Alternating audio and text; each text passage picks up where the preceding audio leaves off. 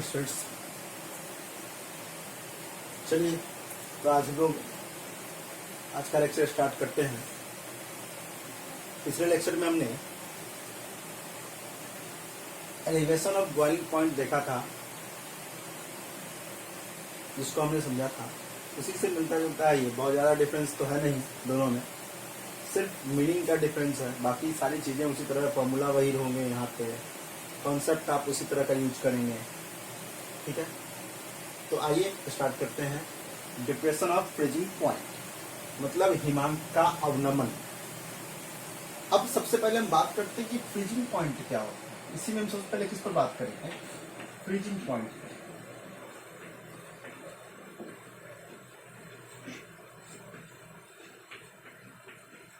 Freezing point in general word हम लोग क्या कह देते हैं कि the temperature at which any substances can freeze. हम लोग जनरली ये कह देते हैं कि वैसा कोई टेम्परेचर होगा जिसपे कोई सबस्टांस फ्रीज हो जाए, जम जाए, तो वैसे कंडीशन में उस टेम्परेचर को उस सबस्टांस का क्या कहा जाता है, फ्रीजिंग पॉइंट कहा जाता है, यानी कि हिमांक कहा जाता है। बट हम लोग इसको जरा दूसरे तरीके से डिफाइन करते हैं, यहाँ पे थोड़ा सा अलग हटके वेपर प्रेशर से रिलेट करके। जिस तरह से बॉइलिंग पॉइंट का भी डेफिनेशन हम लोग जानते हैं दोनों तरह से, कि बॉइलिंग पॉइंट क्या होता है। बॉइलिंग पॉइंट वो टेम्परेचर होता है जिसपे कोई भी सबस्टांस क्या होता है, वेपर फेज में कन्वर्ट होता है, डेट मीन्स की बॉइल होने लगता है। ठीक है, उस तरह से मेल्टिंग पॉइंट होता है, मेल्ट होना स्टार्ट कर देता है। तो फ्रीजिंग पॉइंट क्या होगा, जब फ्रीज होना स्टार्ट हो जाएगा। सब टेम्परेचर ही है, बॉइलिंग पॉइंट, मेल्टिंग पॉइंट या फिर आपका ये फ्रीजिंग पॉइंट, सबका सब एक टेम्परेचर है। पर्टिकुलर टेम्परेचर हर सबस्टांस के लिए अलग अलग होता है ये। तो यहाँ पे सबसे पहले हम लोग बॉइलिंग पॉइंट को हम लोग डिफाइन किए थे, तो बताए थे आपको एक और डेफिनेशन कि वैसा कोई टेम्परेचर होगा जिसपे किसी भी सबस्टांस का वेपर प्रेशर जो है वो क्या हो जाए, वेपर प्रेशर वो एटमॉस्फेरिक प्रेशर के इक्वल हो जाए। नहीं, क्या हो जाए, वेपर प्रेशर अगर एटमॉस्फेरिक प्रेशर के इक्वल हो जा रहा है किसी सबस्टांस के लिए, तो वैसे कंडीशन में हम कह सकते हैं कि वो जो टेम्परेचर था वो उस लिक्विड का क्या था, बॉइलिंग पॉइंट था। नाउ फ्रीजिंग पॉइंट को भी हम उसी तरह से वेपर प्रेशर से रिलेट करके काम करेंगे। अब कैसे करेंगे, तो सिंपल सी बात है कि वेपर प्रेशर, यहां भी हम किसी लिक्विड को फ्रीज करने की बात कर रहे हैं, क्योंकि हम सॉल्यूशन पढ़ रहे हैं, लिक्विड सॉल्यूशन चैप्टर ही हम लोग पढ़ रहे हैं, तो किसी सॉल्यूशन को फ्रीज करने की बात कर रहे हैं। तो अगर कोई सॉल्यूशन, लिक्विड सॉल्यूशन फ्रीज होगा तो सॉलिड स्टेट में आएगा, दैट मींस कि वो वेपर प्रेशर लगाएगा, लिक्विड स्टेट में भी वेपर प्रेशर लगाएगा, सॉलिड स्टेट में। तो सॉलिड स्टेट में जितना वेपर प्रेशर कोई सबस्टांस लगाता है और किसी टेम्परेचर पर उस लिक्विड का भी वेपर प्रेशर क्या हो जाए, उस सॉलिड के वेपर प्रेशर के इक्वल हो जाए, तो वैसे कंडीशन में उस टेम्परेचर को हम लोग क्या कहेंगे, उसका फ्रीजिंग पॉइंट कहते हैं। नहीं समझ में आया, समझते हैं थोड़ा सा, हम इसको एक ग्राफ से समझते हैं, फिर हम डिफाइन भी कर देंगे। या डिफाइन इतना जरूरी तो है नहीं आपके लिए, फिर भी हम डिफाइन कर देंगे। चलिए हम लोग क्या करते हैं, यहाँ पे ले लेते हैं हम वेपर प्रेशर और यहाँ पे टेम्परेचर ग्राफ। वेपर प्रेशर और टेम्परेचर का ग्राफ हम लोग यहाँ पे खींचते हैं, देखते हैं खींच के क्या होता है। अगर हम एक सॉलिड लेते हैं तो मुझे पता है कि सॉलिड का जो वेपर प्रेशर होगा, अगर हम उसको फ्रीज करेंगे, डेट मींस की टेम्परेचर डिक्रीज करवा रहे हैं। फ्रीज करने का क्या मतलब, ठंडा कर रहे हैं ना। फ्रीज करने का क्या मतलब, ठंडा कर रहे हैं, जमा रहे हैं उसको। तो अगर हम ठंडा करेंगे, डेट मींस कि हम टेम्परेचर को डाउन कर रहे हैं। तो टेम्परेचर को मान लीजिए कि हमने यहाँ पर डाउन करना स्टार्ट किया, टेम्परेचर क्या किया हमने, टेम्परेचर को हमने डाउन करना स्टार्ट किया इस तरह से। चलिए ये यहां आ गया, हम मान लेते हैं कि यह किसका है, यह सॉलिड का है, कोई सॉलिड है, उसी लिक्विड का सॉलिड स्टेट है, मान लीजिए यह सॉलिड है। अब मेरे पास फिर हम क्या करते हैं, प्योर सॉल्वेंट ले लेते हैं, तो हम उसका वेपर प्रेशर देखेंगे तो क्या होगा, इसके रेस्पेक्ट में थोड़ा कम होगा। नहीं, इसके रेस्पेक्ट में क्या होगा, वेपर प्रेशर इसका थोड़ा सा कम होगा। बट इसका क्या होगा, इसका जैसे ये एक स्ट्रेट लाइन टाइप का आ रहा था, ये डिक्रीज तो होगा, बट इस तरह से यह डिक्रीज होगा।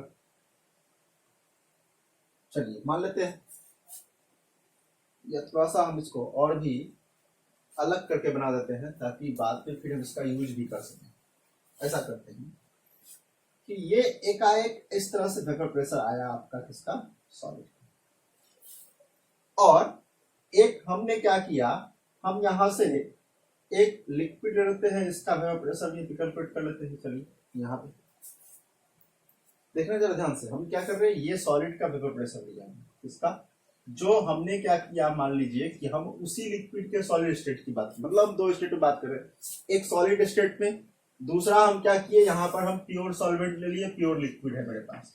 जैसे मान लीजिए अगर वाटर लेते हैं तो हम वाटर की ही बात कर रहे थे, प्योर सॉल्वेंट।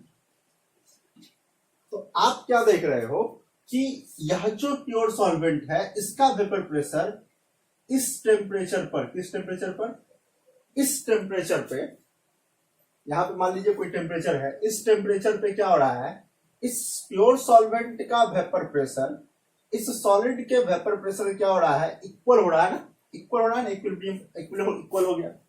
तो इसी टेम्परेचर को हम लोग क्या कहेंगे, इस प्योर सॉल्वेंट का क्या मानेंगे, बॉइलिंग फ्रीजिंग पॉइंट। तो इसको मान लेते हैं T0F। कोई डाउट नहीं, टेम्परेचर फ्रीजिंग पॉइंट, टेम्परेचर या फ्रीजिंग पॉइंट हो गया, और प्योर सॉल्वेंट के लिए इसलिए हमने क्या किया, नॉट लगा दिया। तो ये मेरे पास आया प्योर सॉल्वेंट के लिए फ्रीजिंग पॉइंट। नाउ ये तो हो गया फ्रीजिंग पॉइंट, इसको डिफाइन ही पहले कर देते हैं। तो कह सकते हो द टेम्परेचर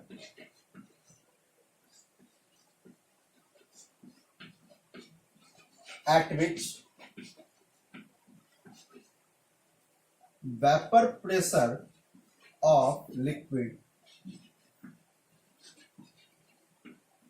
और solution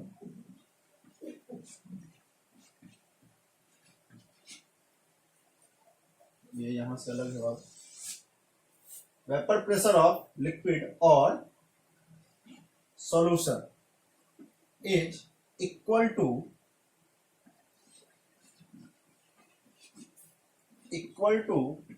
vapour pressure of its solid state.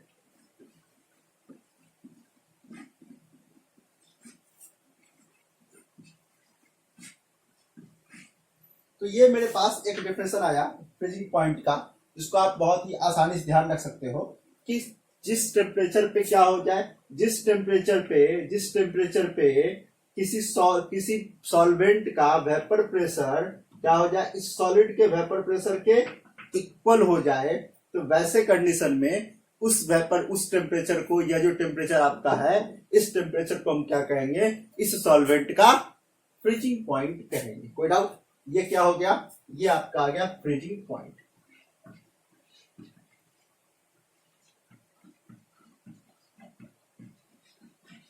Freezing यानी कि यह हिमांक हो गया। तो आप कह सकते हो कि जिस ताप पर किसी द्रव का वाष्प दाब या किसी विलयन का वाष्प दाब उसके ठोस अवस्था के वाष्प दाब के इक्वल हो जाए, तो उस ताप को आप क्या कहोगे, उस सबस्टांस का, उस पदार्थ का, इस सॉल्यूशन या इस लिक्विड का क्या कहोगे, फ्रीजिंग पॉइंट कहोगे। कोई डाउट? No doubt. अब हम इससे आगे बढ़ते हैं। इससे आगे बढ़ते हुए हम क्या करते हैं, जरा हम इसको रब कर लें, फिर हम आगे बढ़ते हैं। हमें फ्रीजिंग पॉइंट को डिस्कस नहीं करना, हमें डिस्कस करना है डिप्रेशन इन फ्रीजिंग पॉइंट, मतलब कितनी कमी हो रही है। तो कमी कब आएगी? जैसे बॉइलिंग पॉइंट में आपने देखा था कि बॉइलिंग पॉइंट पे वृद्धि कब हुई थी, बॉइलिंग पॉइंट इंक्रीज कब किया था, जब हमने उसमें नॉन वोलाटाइल सॉल्यूट मिला दिया, यही ना, हमने क्या किया था, नॉन वोलाटाइल सॉल्यूट मिक्स कर दिया था उसमें। यहां भी हम वही काम कर लेते हैं। हम क्या करते हैं, ये सॉलिड था, ये प्योर सॉल्वेंट था, अब हम क्या करते हैं, उस प्योर सॉल्वेंट में हम नॉन वोलाटाइल सॉल्यूट डाल दिए। नॉन वोलाटाइल सॉल्यूट डालेंगे, डेट मींस की बात तो बन जाएगा क्या, सॉल्यूशन। नहीं, अगर हम इस प्योर सॉल्वेंट में, इस शुद्ध विलायक में कोई अवाष्पशील विलय पदार्थ यानी कि नॉन वोलाटाइल सॉल्यूट मिला देते हैं, तो वो सॉल्यूशन में कन्वर्ट हो जाएगा। और हम पहले ही डिस्कस कर चुके हैं, क्या डिस्कस कर चुके हैं, कि जो सॉल्यूशन का वेपर प्रेशर होता है, सॉल्यूशन का वेपर प्रेशर वो इस प्योर सॉल्वेंट के वेपर प्रेशर से कम होता है। कोई डाउट? तो हम यहां पर डिस्कस कर ले, मान लेते हैं कि हम किसी सॉल्यूशन की बात कर ले, हम क्या कर ले बात, किसी सॉल्यूशन की। तो सॉल्यूशन के वेपर प्रेशर को भी हम देखते हैं, ये क्या, इसका फ्रीजिंग पॉइंट क्या है। चलो ये मान लीजिए यहां पे आकर कट हुआ, सपोज कर लीजिए ये क्या हुआ, ये इस तरह से यहां पे आकर के कट हुआ, यह कटिंग पॉइंट जो होगा यही क्या होगा। अब ये जो टेम्परेचर आया आपका, यह तो आ गया फ्रीजिंग पॉइंट किसका, इसको मान लेते हैं टीएफ, मान लीजिए, सपोज कर लीजिए इसको टीएफ मान लीजिए। तो ये अगर टीएफ हो गया तो आप समझ सकते हो कि यह किसका आया, यह सॉल्यूशन का आया। अब हमें यही डिफरेंस तो कैलकुलेट करना था ना, हमें यही डिफरेंस निकालना था। तो डिफरेंस कितना आ जाएगा बाबू, ये जो डिफरेंस हमें कैलकुलेट करना था, कितना कमी हुआ, तो कमी कितना होगा सर, तो कमी होगा सर डेल्टा टीएफ, और डेल्टा टीएफ आएगा कितना, तो डेल्टा टीएफ आएगा sir T F not minus T. कोई डाउट नहीं होना चाहिए, मुझे लगता है कोई डाउट नहीं होना चाहिए। फिर भी अगर डाउट हो तो आपके पास ऑप्शन है, या तो एसएमएस करो या कमेंट करो, ठीक है।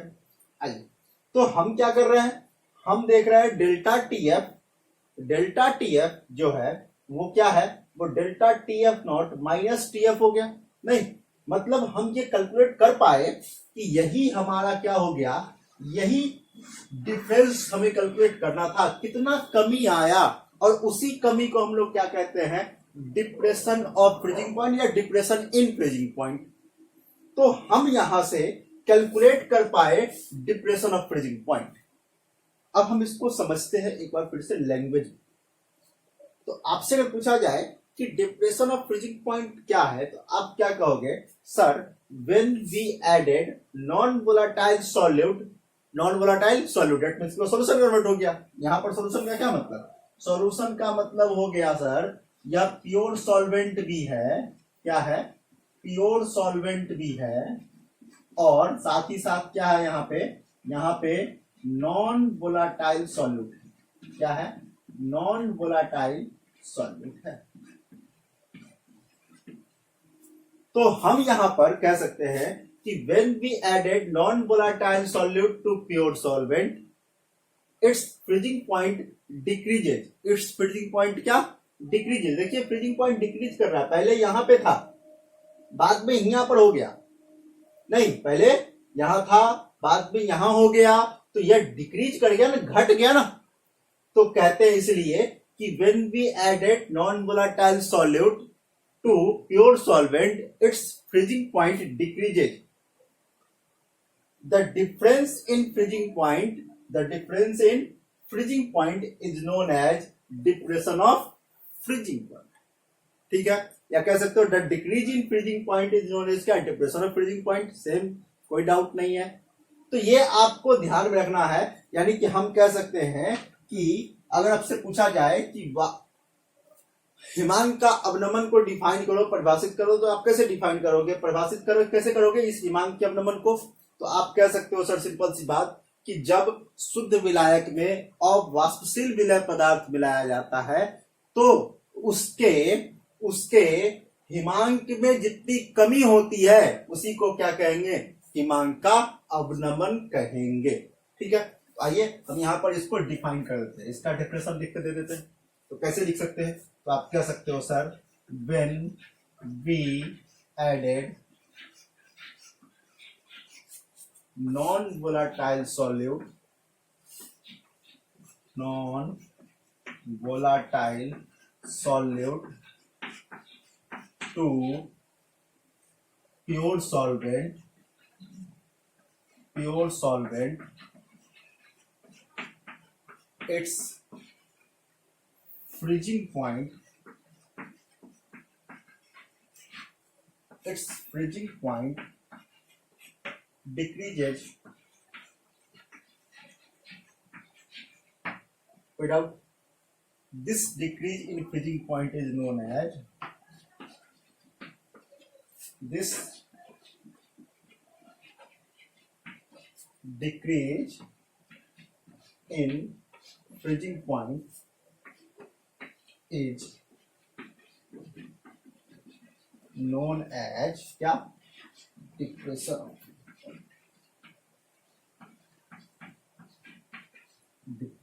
ऑफ फ्रीजिंग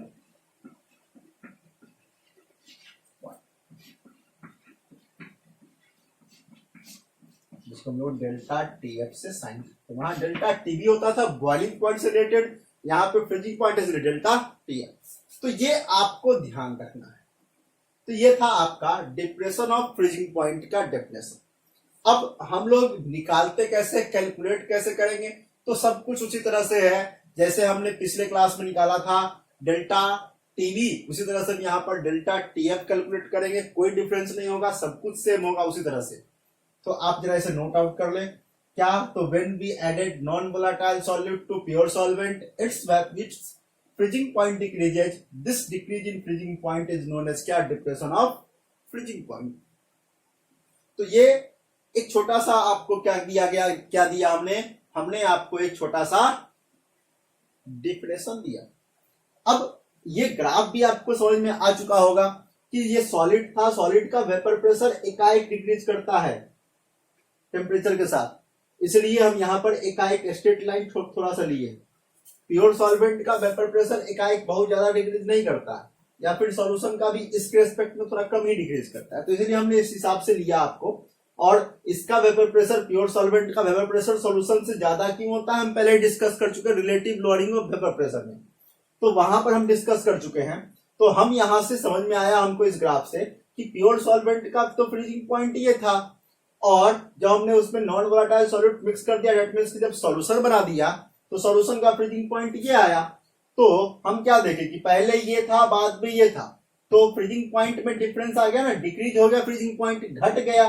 पहले यहां था, पहले उसके बाद यहां आ गया, माइनस में चला गया, घट गया ना। तो इसी को हम लोग क्या कहते हैं, उसका डिप्रेशन ऑफ फ्रीजिंग पॉइंट कहते हैं। अब हम इसको कैलकुलेट कैसे करते हैं, तो सेम हम उसी तरह से कैलकुलेट करेंगे जैसे हमने boiling point, elevation of boiling point को कैलकुलेट किया।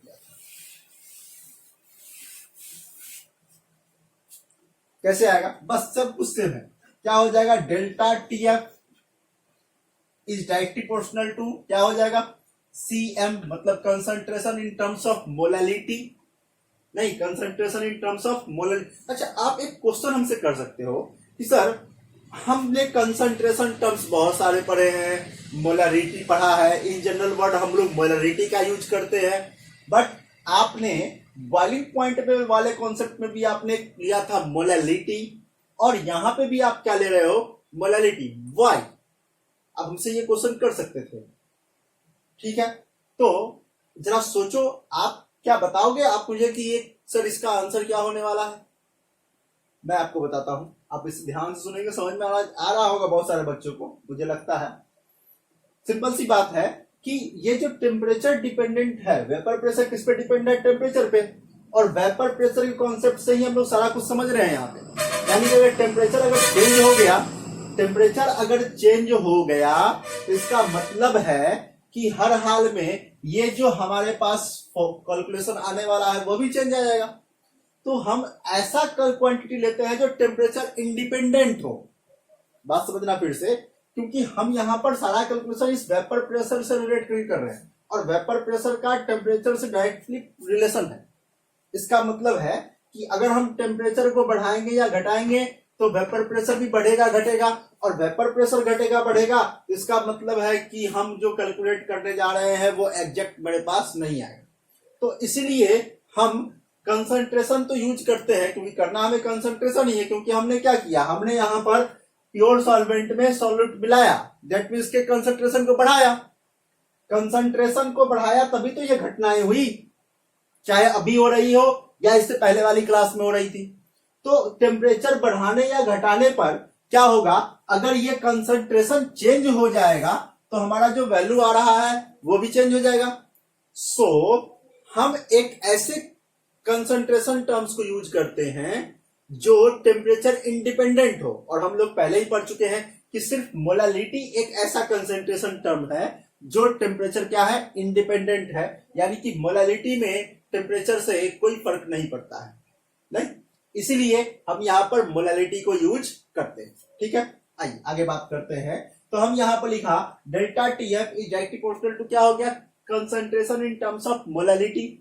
और नाउ हम यहाँ पर बात कर सकते हैं कि डेल्टा टी एफ बराबर क्या हो जाएगा, वहां पर बॉइलिंग पॉइंट था तो हमने लिखा था डेल्टा टी बी, यहां पे फ्रीजिंग पॉइंट है तो हम लिख रहे डेल्टा टी एफ। वहां पे जो कांस्टेंट लेते थे, इस प्रोपोर्शनलिटी के साइन को हटाते थे तो क्या करते थे, तो एक कांस्टेंट लेते थे के बी, यहां पे क्या लेंगे के एफ, उसको कहा गया था मोलल एलिवेशन कांस्टेंट, इसको कहा जाएगा molal freezing constant.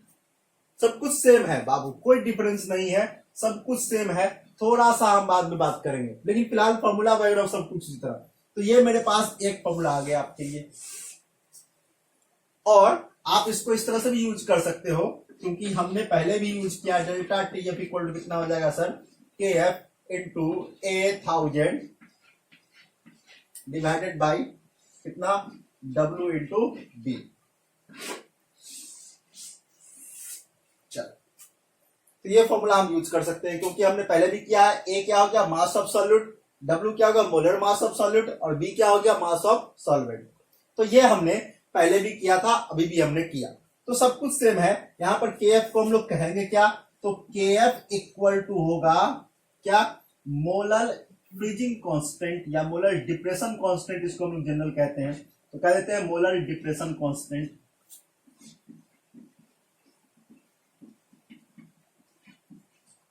Molar depression, ठीक है। आइए फिर हम लोग आगे डिस्कस करते हैं। यहां तो मुझे कोई डाउट नहीं होना चाहिए ना।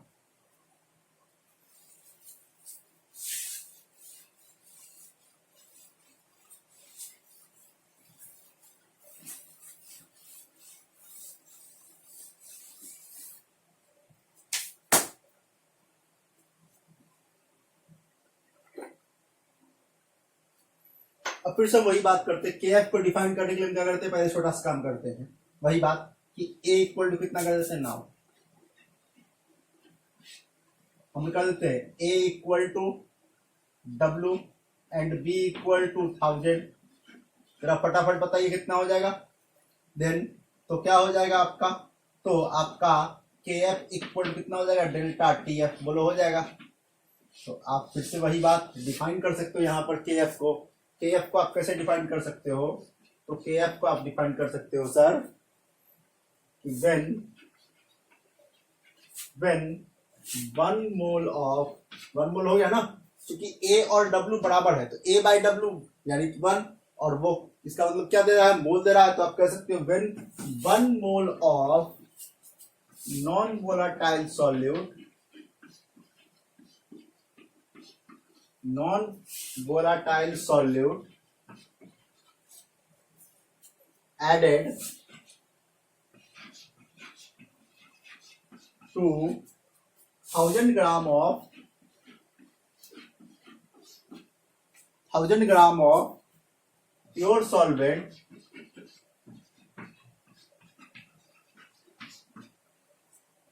the decrease in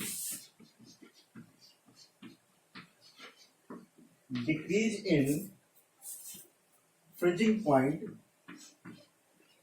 is known as molar depression constant। कोई डाउट, क्या कहेंगे हम इसको, मोलर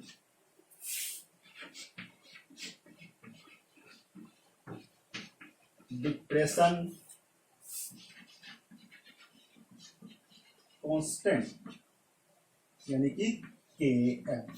तो ये हमने एक छोटा सा डेफिनेशन लिखा, जैसे हमने केबी को डिफाइन किया था, सेम उसी तरह से है बाबू, कोई चेंजिंग नहीं है, सब कुछ सेम है, सिर्फ कॉन्सेप्ट वही है, केवल नाम चेंज हो गए, नहीं। तो आप कह सकते हो when 1 mole of non-volatile solute added to 1000 gram of pure solvent, the decrease in freezing point is known as क्या, molar depression constant।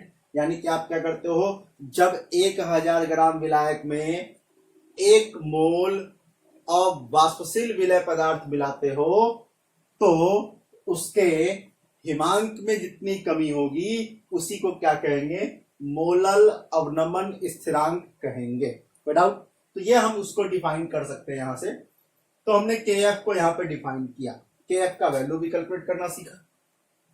अब एक और चीज आपको अगर याद हो तो हमने पिछली क्लास में क्या किया था, हमने वहां पर लेटेंट हीट ऑफ वेपोराइजेशन से रिलेटेड और एंथैल्पी से रिलेट करके केवी का वैल्यू कैलकुलेट किया था। यहां पर भी हम क्या करेंगे, यहां पर भी हम वो काम करेंगे, क्या करेंगे, के एफ का वैल्यू कैलकुलेट करेंगे, किससे रिलेट करके, तो एंथैल्पी से रिलेट करके। ठीक है, आइए उसको करते हैं।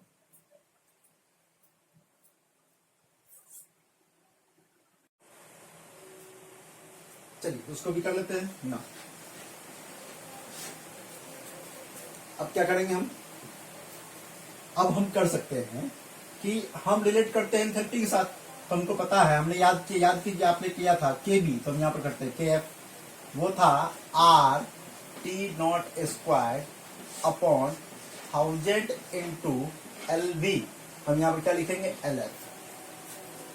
वहां पे एल वी था लेटेंट हीट ऑफ वेपोराइजेशन, यहाँ पे क्या होगा, लेटेंट हीट ऑफ फ्यूजन। नहीं, वहां पे था लेटेंट हीट ऑफ वेपोराइजेशन, यहाँ पे क्या होगा, लेटेंट हीट ऑफ फ्यूजन। एक हिडन एनर्जी है या एक छुपा हुआ गुप्त उष्मा, हम लोग इसको हिंदी में कहते हैं। तो ये गुप्त उष्मा की हम बात कर रहे हैं, लेटेंट हीट की बात कर रहे हैं। तो ये, और now and also we know that कि एल एफ कितना होगा, एल एफ कितना होगा, तो एल एफ होगा सर डेल्टा एच, किसका, फ्यूजन का, अपॉन कितना, मोलर मास। याद कीजिए। तो हम यहां पर इसको पुट भी कर सकते हैं, और हम इसको पुट कर दें यहाँ पे, तो एक तो ये हो गया आपके पास, एक फॉर्मूला तो ये हो गया। दूसरा क्या हो सकता है, अगर इसको हम पुट करते हैं तो के एफ इक्वल टू कितना हो जाएगा, के एफ इक्वल टू हो जाएगा sir R T not square upon 1000 into L F. तो ये एम ऊपर चल जाएगा, डेल्टा एच नीचे रह जाएगा, तो ये हो जाएगा सर डेल्टा एच फ्यूजन, और ऊपर में कितना से मल्टीप्लाई कर देंगे, मोलर मास से मल्टीप्लाई। तो ये मेरे पास फॉर्मूला आया। इस दोनों फॉर्मूला को भी ध्यान में रखना है। यहाँ पे एल एफ क्या होगा, एल एफ क्या होगा, latent heat of fusion, latent heat of fusion. ये क्या होगा, पर ग्राम ऑफ सॉल्वेंट।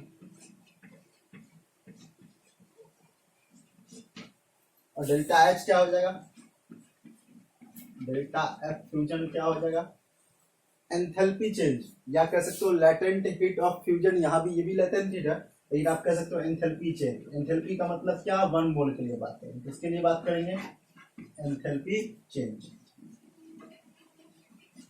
किसके लिए बात करेंगे, या एंथैल्पी हमेशा हम लोग 1 मोल के लिए ही कैलकुलेट करते हैं। तो ये आपको ध्यान में रखना है, हमने जैसा कि पहले ही डिस्कस कर लिया। तो ये सारी बातें हमने किया किसके लिए, डिप्रेशन ऑफ फ्रीजिंग पॉइंट से रिलेटेड। एक और चीज, अब आप एक चीज सोचो कि सर के एफ अगर हम सब कुछ सेम पढ़ रहे हैं, इसका मतलब कि के एफ, कभी कभी ये डाउट हो जाता है बच्चों को कि सर सब कुछ तो सेम है, जितना हमने केबी के लिए पढ़ा उतना ही हमने के एफ के लिए पढ़ा है अभी।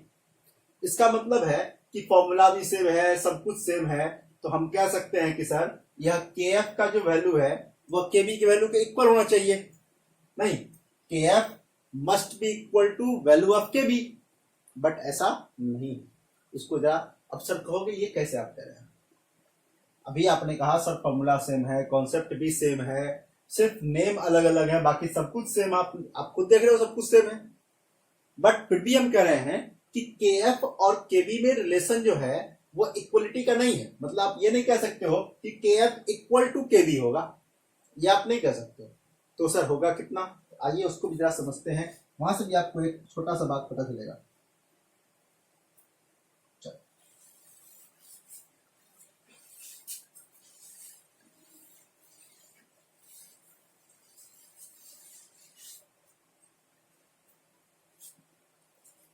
तो आप खुद देखो, लैटेंट हीट ऑफ फ्यूजन जो होता है, लैटेंट हीट ऑफ फ्यूजन और लैटेंट हीट ऑफ वेपराइजेशन, इस दोनों में से अगर आपसे पूछा जाए कि बताइए किसका वैल्यू ज्यादा होगा, किसकी गुप्त उष्मा ज्यादा होगी, जब हम ठोस को द्रव में बदलेंगे तब, या द्रव को गैस से बदलेंगे तब, किस में ज्यादा एनर्जी चाहिए? ठोस को लिक्विड में बदलने के लिए हमें एनर्जी जो चाहिए वो कैसी एनर्जी चाहिए, कम की ज्यादा? सोचने वाली बात है। सोचेंगे अगर हम तो आप खुद समझ सकते हो कि सर हम लिक्विड में कन्वर्ट करेंगे सॉलिड को, और फिर एक दूसरा काम क्या करना है, लिक्विड को कन्वर्ट करना है गैस में। जब हम लिक्विड को सॉलिड को लिक्विड में कन्वर्ट करेंगे तो उसको हम लोग कहेंगे लैटेंट, उस हीट को क्या कहेंगे, लैटेंट हीट ऑफ फ्यूजन। ठीक है। अच्छा, मैं यहाँ पर केवी का ही वैल्यू लिख देता हूँ, देख लीजिए केवी का ही वैल्यू लिखा। केवी मेरे पास कितना था, केवी मेरे पास था, तब क्लियर होगा, RT not square upon 1000 into LV, नहीं यही था ना, आप खुद देखिए।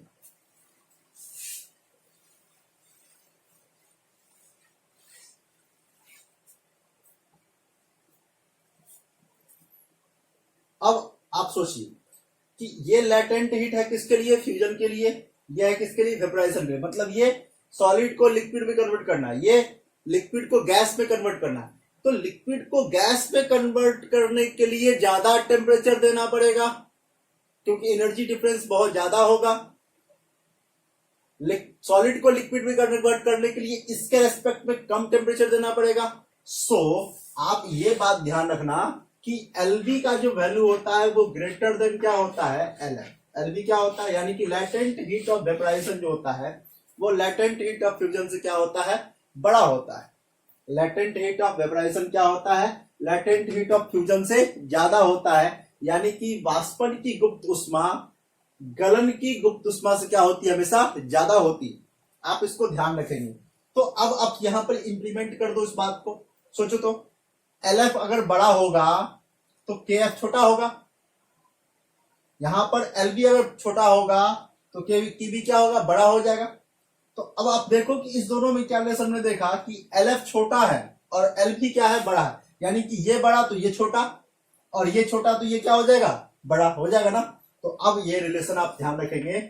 इस कारण से क्या होता है, KF का वैल्यू हमेशा क्या होगा, KV से बड़ा होगा या इक्वल नहीं होता है। कंफ्यूज मत होना, बहुत बच्चे यहाँ पे कंफ्यूज होते हैं। इन जनरल हम लोग चूंकि सब कुछ देख रहे होते हैं सामने में कि सब कुछ तो सेम है, फॉर्मूला सेम, कॉन्सेप्ट सेम, सिर्फ नेम अलग अलग। तो अब यहां भी समझ लेते हैं कि दोनों का वैल्यू KV और KF का रिलेशन अगर पूछा जाए तो हम आराम से कह देते हैं कि सर KF जो होगा वो KV के बराबर होगा। बट ऐसा नहीं है।